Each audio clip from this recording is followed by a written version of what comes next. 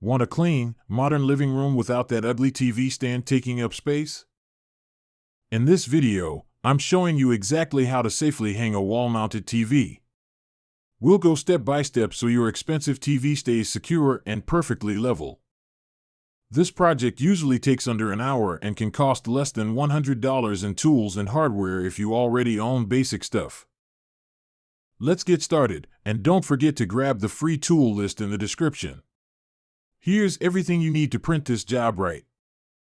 TV wall mount, fixed, tilting, or full motion. I recommend tilting for most rooms.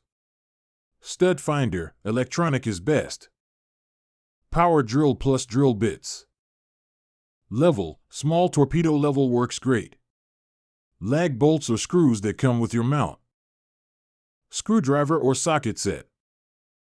Helper, TVs are heavy, don't do this solo. Optional, cable management kit, in-wall power kit.